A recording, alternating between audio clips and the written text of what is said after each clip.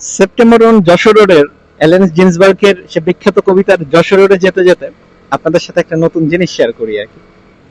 গতকাল এই জিনিসটা একটু পড়লাম এবং সেটার নাম হচ্ছে যে ডানিং ক্রুগার ইফেক্ট। এই ডানিং ক্রুগার ইফেক্টটা মূলত মূলত কি জিনিস? এই ডানিং ক্রুগার ইফেক্টটা মূলত আমাদের জন্মগতভাবে আমাদের মানুষের মধ্যে থাকে, বিদ্যমান আর কি। এটাতে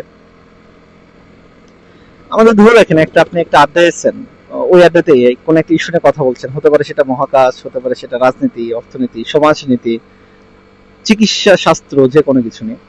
আপনার মধ্যে এই আড্ডার মধ্যে দেখবেন কিছু মানুষজন বা আপনার কিছু বন্ধু থাকবে যে অনেক বিজ্ঞ মতামত তারা প্রদান করবে আর কি। কিন্তু আপনি জানেন যে এই বিষয়টা নিয়ে তার ডেপথ অফ নলেজ খুব বেশি একটা না।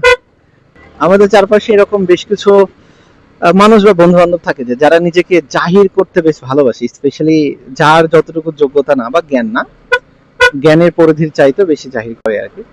তো এটা কিন্তু কোনো মানসিক রোগ না, যদিও এটা হচ্ছে একটা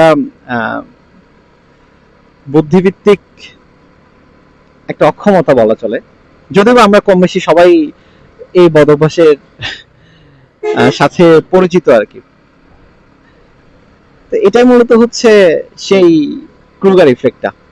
এবং এই ক্রুগার ইফেক্ট তো অনেক পরে আসছে, বাট এটা নিয়ে বা এইটাকে সাপোর্ট করে খুব গুরুত্বপূর্ণ একটা কথা বলেছেন আমাদের গ্রিক দার্শনিক, যার নাম আমরা মোটামুটি সবাই জানি, সক্রেটিস। ওনার কথাটা হচ্ছে যে এটাই সত্য জ্ঞান যে আমরা কিছুই জানি না।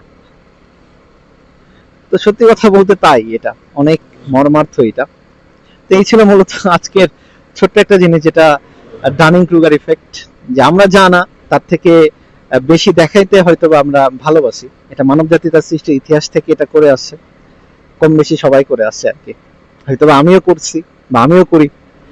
তো একটা ইন্টারেস্টিং ফ্যাক্ট যেটা গতদিন পরে বুঝলাম আর কি এটা।